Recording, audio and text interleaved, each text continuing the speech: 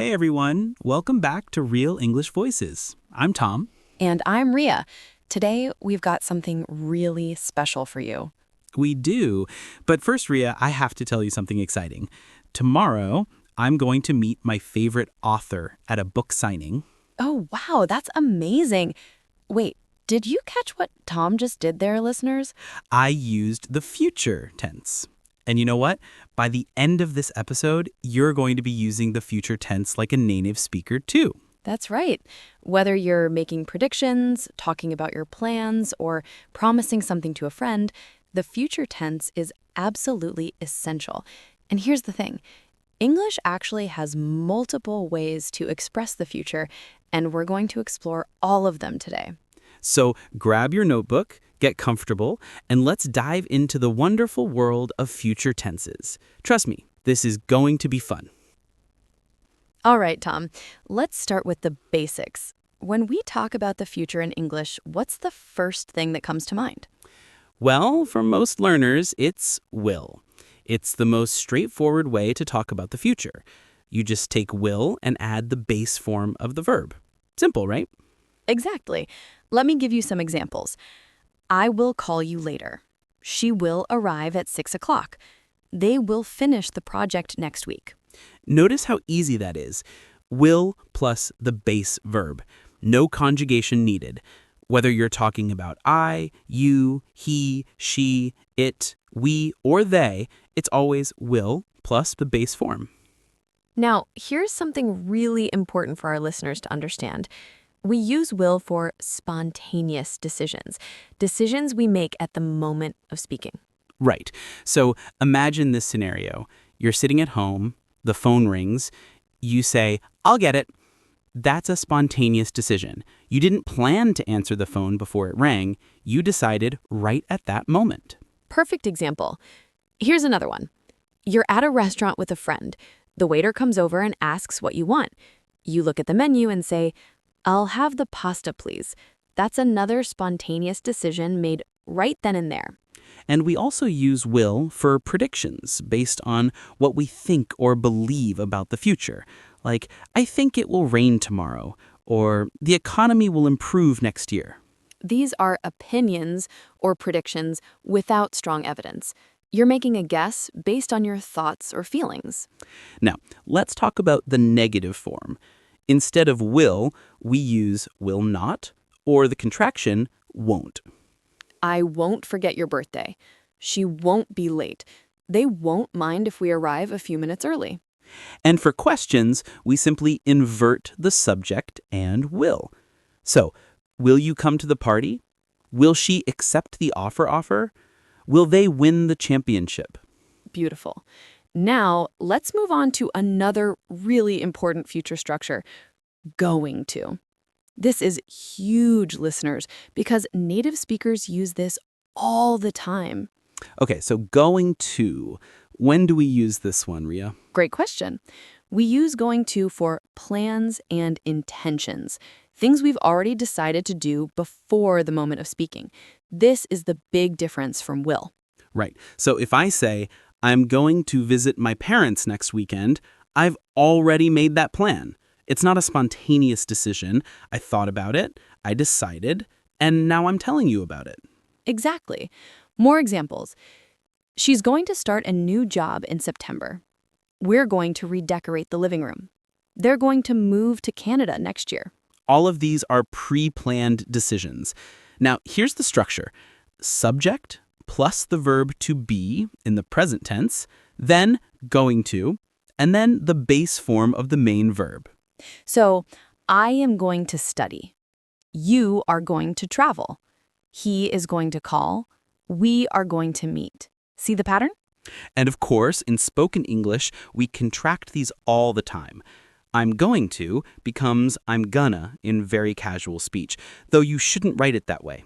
That's true. You'll hear native speakers say, I'm going to go to the store, or she's going to love this gift.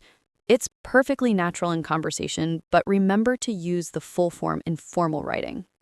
Now, there's another really important use of going to, predictions based on present evidence.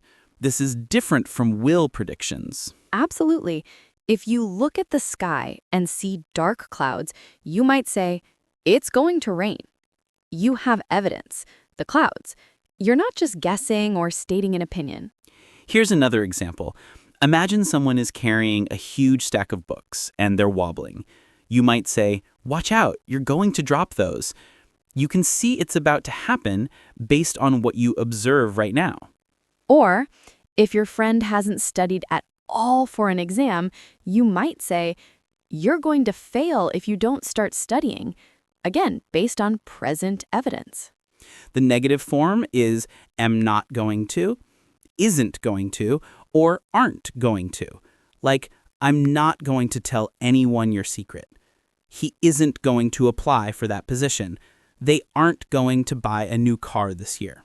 And for questions, we invert the subject and the verb to be. Are you going to join us for dinner? Is she going to accept the offer?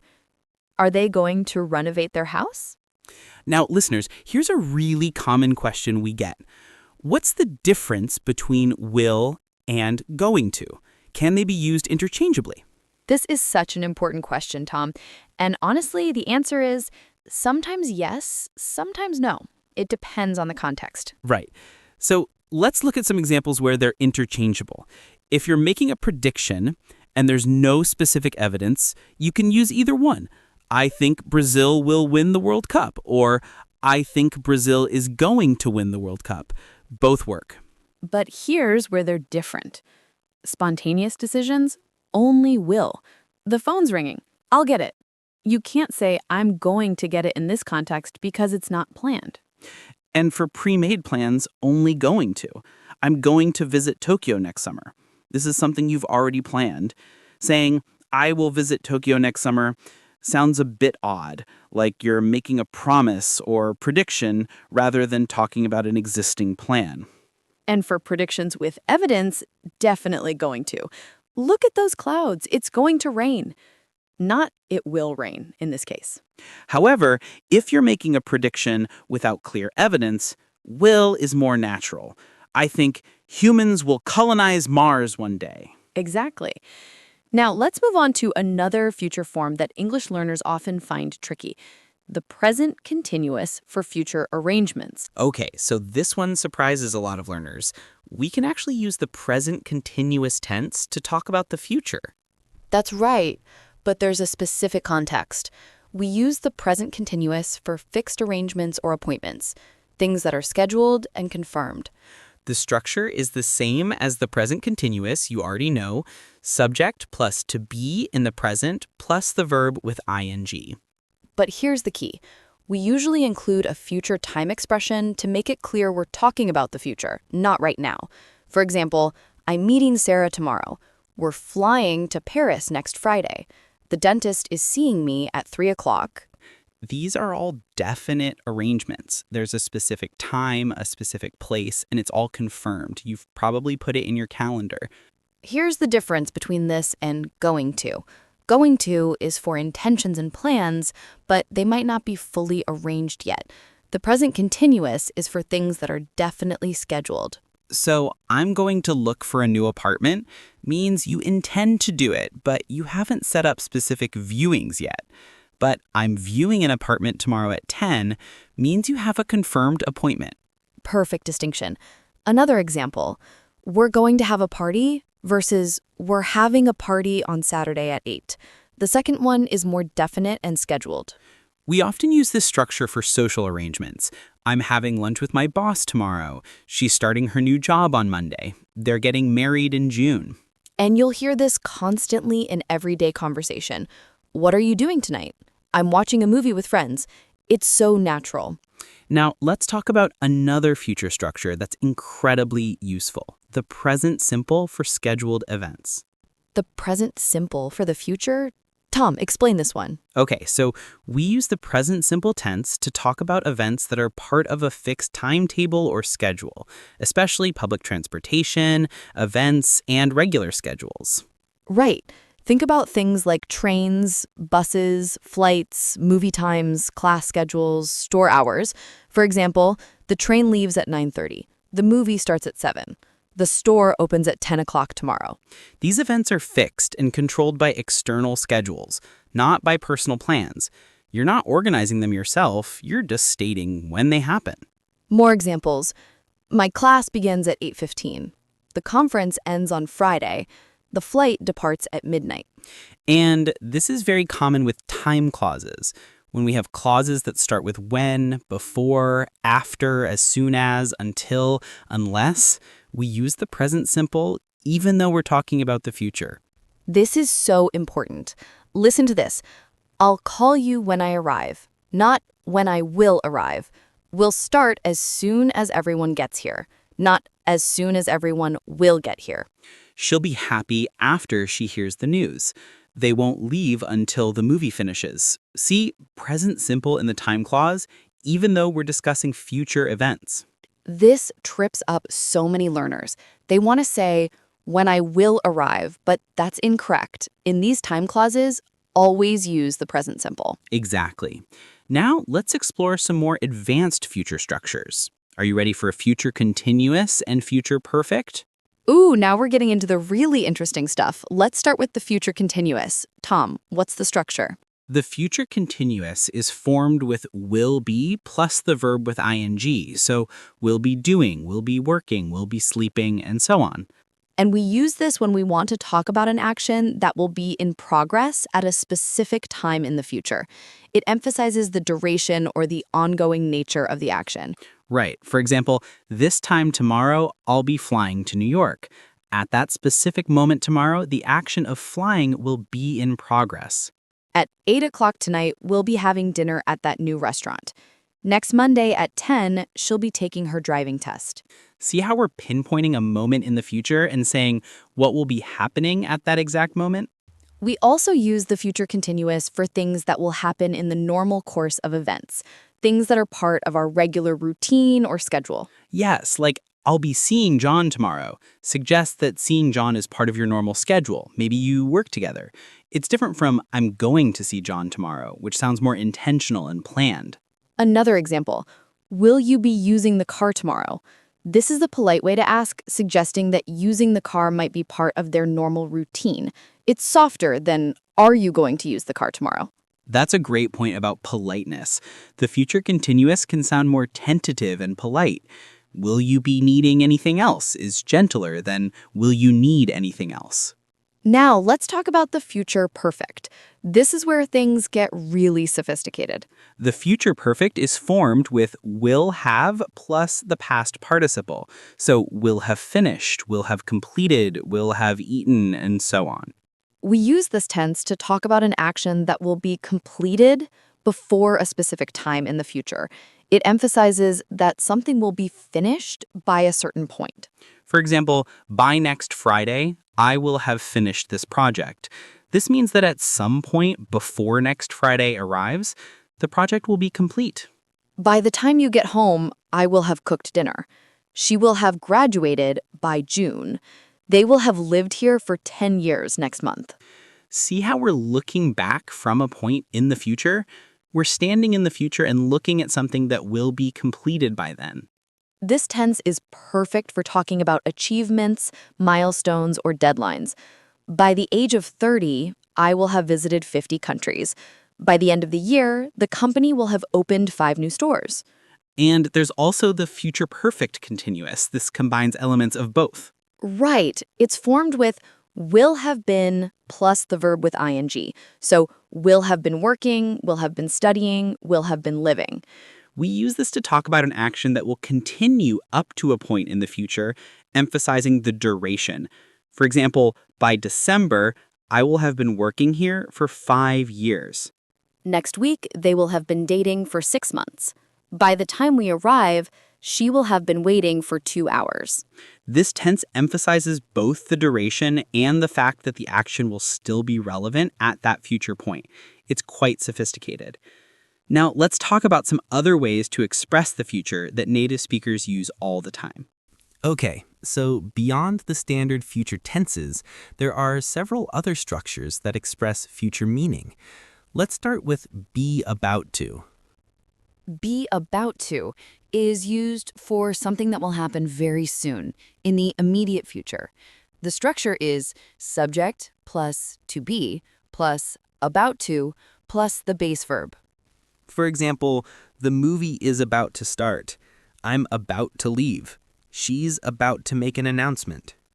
This expresses imminence. It's going to happen any second now. You wouldn't say, I'm about to go on vacation next month. That's too far in the future. Exactly. The train is about to depart means get on now. I'm about to fall asleep means it's happening right now. Another useful structure is be due to. We use this for scheduled events or things that are expected to happen according to a plan or timetable. Right. The report is due to be published next week. She's due to arrive at 6:30. The meeting is due to start in 10 minutes. This is very common for formal or official schedules. The president is due to address the nation tonight. The building is due to be completed in 2026. Then we have be to, which is quite formal and is used for official arrangements or orders. Yes, the prime minister is to visit Japan next month. All employees are to attend the training session. The new policy is to be implemented in January. You'll see this structure a lot in news reports or formal announcements. It has an authoritative tone. Another one is be bound to, which expresses strong certainty that something will happen. He's bound to pass the exam. He's been studying for months. The weather is bound to improve soon. She's bound to be upset when she hears the news. This is similar to saying definitely will or certainly will. It expresses a strong prediction. And we can't forget about modal verbs. May, might, could, and should can all be used to talk about the future with different degrees of certainty. Absolutely. I may go to the party tonight suggests possibility, but you're not sure. It might rain tomorrow is also expressing possibility. Could is similar. We could visit the museum if you want.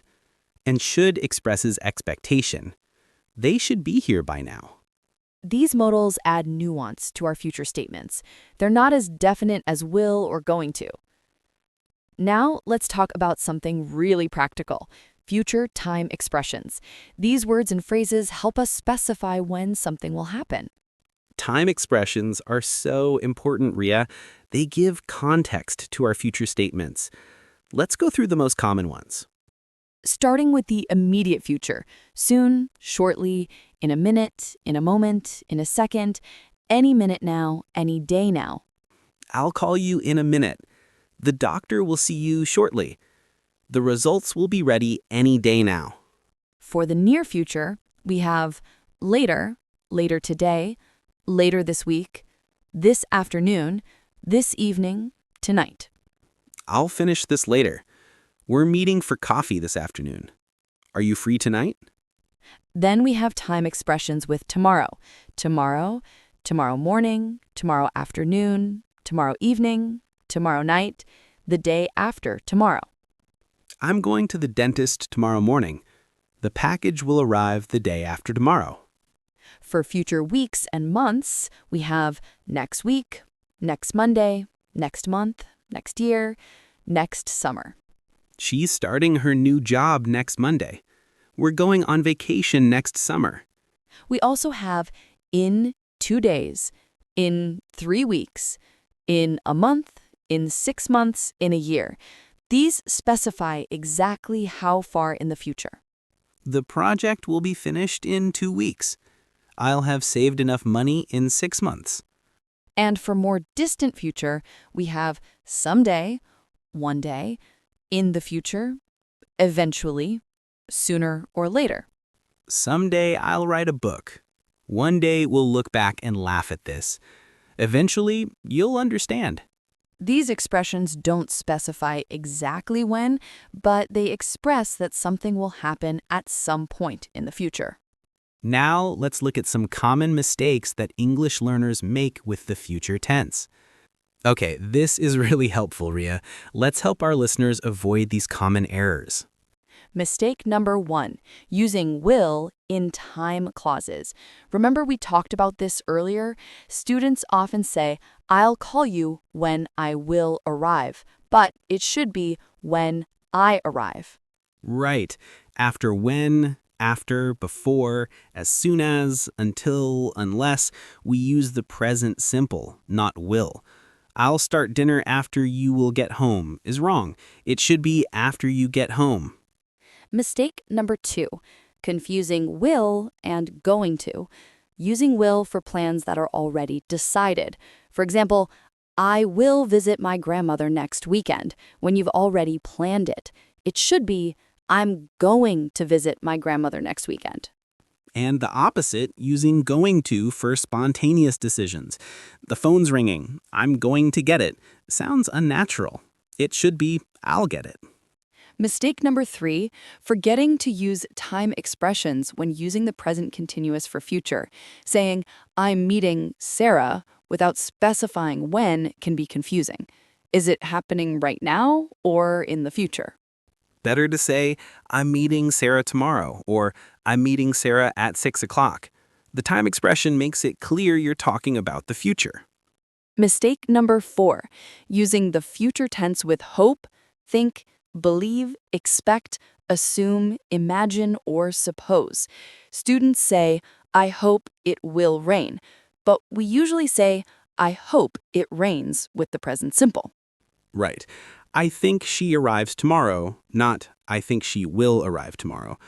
Wait, no, that's wrong. Actually, with think, believe, expect, we do use will.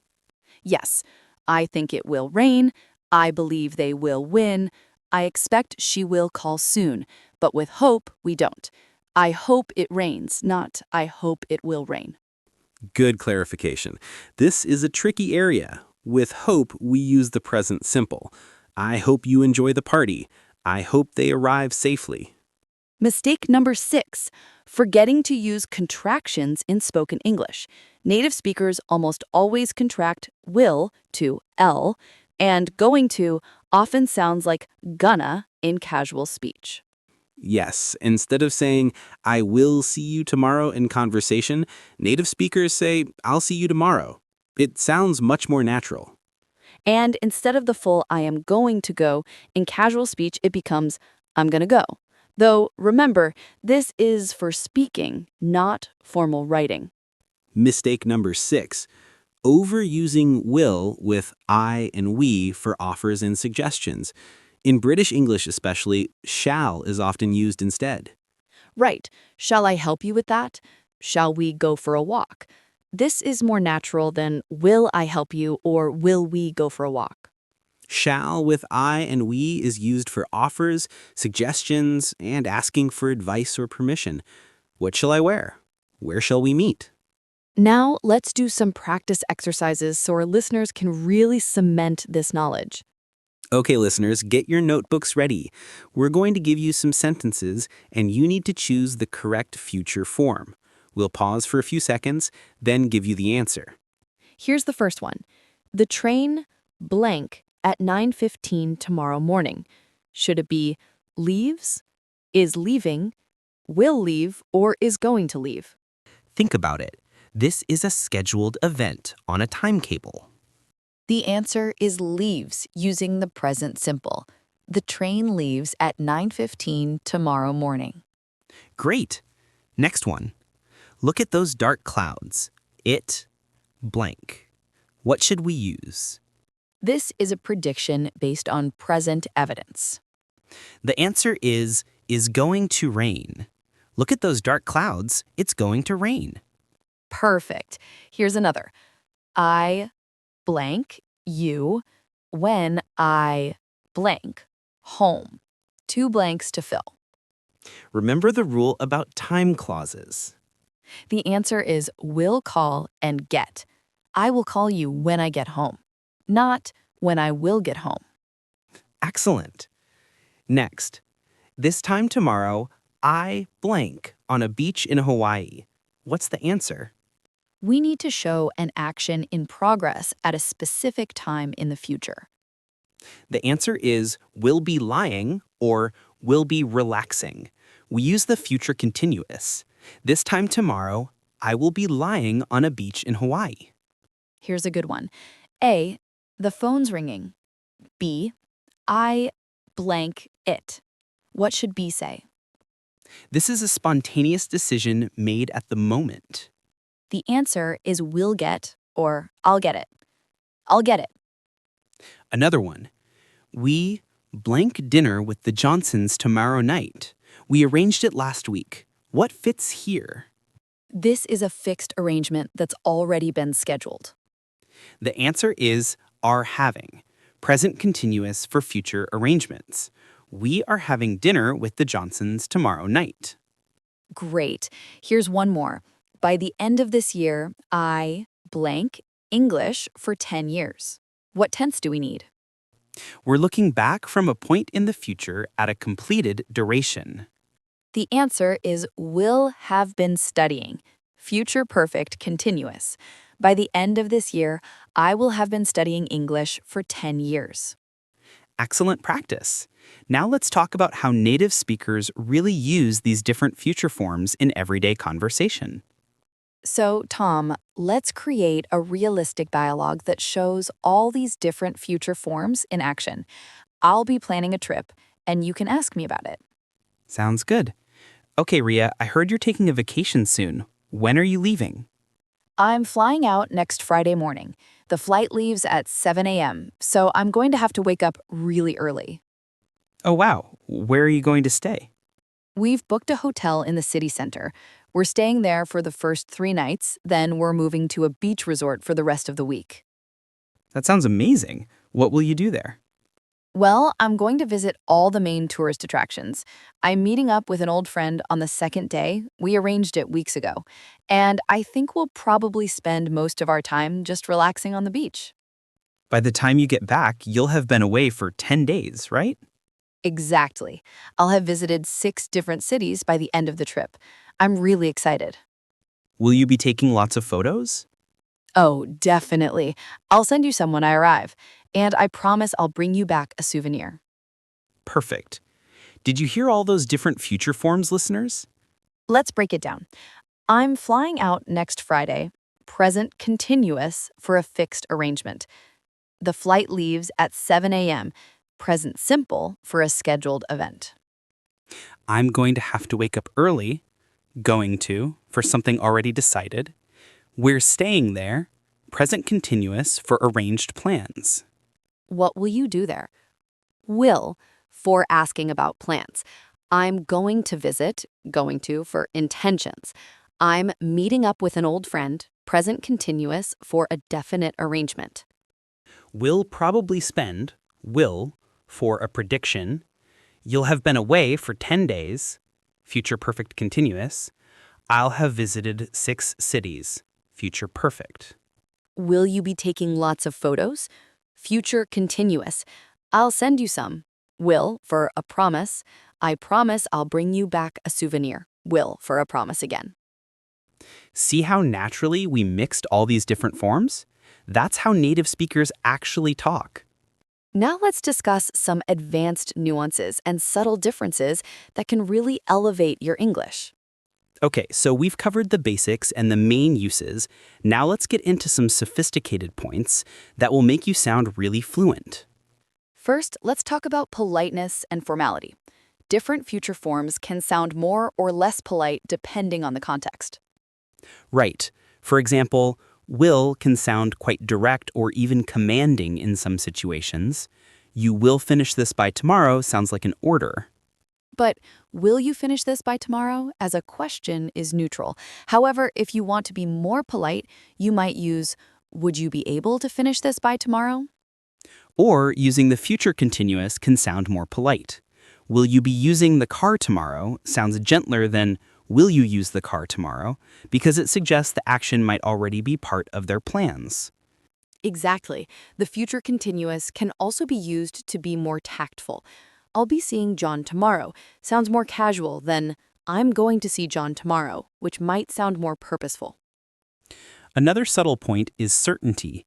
Different future forms express different levels of certainty or commitment. Yes, I will be there at 8 sounds like a firm commitment. I'm going to be there at 8 also shows strong intention.